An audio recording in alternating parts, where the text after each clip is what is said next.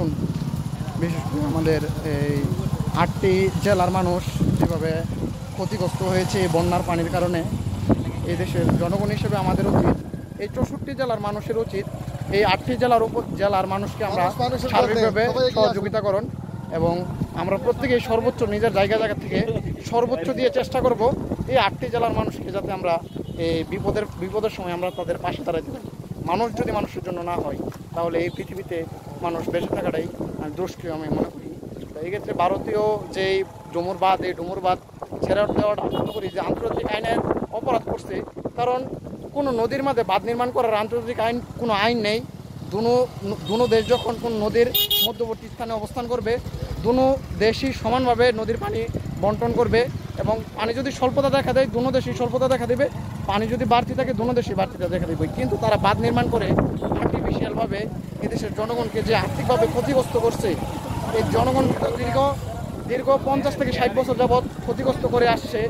এই দেশের মুক্তিযুদ্ধের পরে এদেশের বুদ্ধিজীবীদের তারা বিভিন্ন ষড়যন্ত্র করে দেশের বুদ্ধিজীবীদের তারা একে মেরে ফেলেছিল এবং তারা পিলকানার হত্যাকাণ্ড মামলা তারা মূল হোতা ছিল।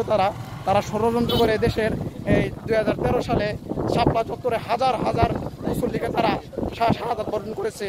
এই যে মুসল্লিদের তারা মারলো, এই দেশের মধ্যে যে হাজার হাজার জনগণকে তারা গণহত্যা করেছে, এই গণহত্যাকারীদের অবশ্যই শাস্তির আওতায় আনতে হবে। দেখেন পুলিশের সব খারাপ দিকটা আপনারা দেখেন, অবশ্যই এই আসলে খারাপ দিক আছে, ভালো দিক আছে। অবশ্যই টিমটাকে আমরা দোষ দিতে পারি না, দোষটা দিতে হবে দেশের বড় বড় আমলাদের, বড় বড় পদের ওসি এবং ডিসিদের, কারণ তারা সরকার থেকে হাজার হাজার কোটি টাকা ঘুষ নেয় আর পুরোটা দায় করে ছোট ছোট পদের লোকেরা। তারা কিন্তু জনগণের পাশেই থাকার চেষ্টা করে, কনস্টেবল পর্যায় থেকে ধরে ছোট ছোট পর্যায়ে যেগুলো আছে সবাই জনগণের বন্ধু হওয়ার চেষ্টা করে।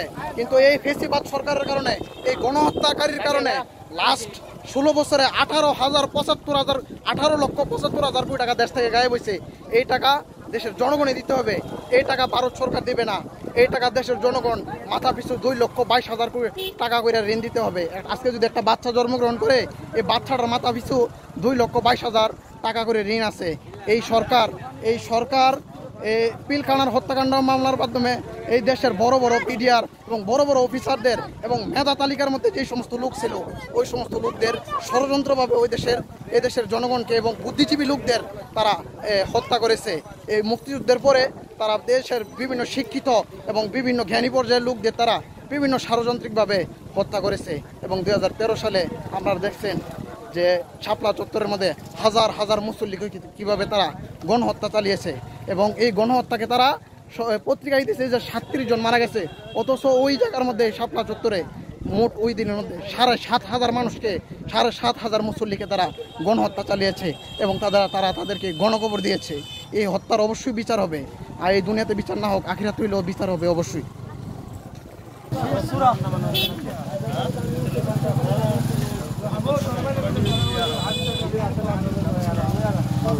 না কই যাবেন, দাঁড়ান।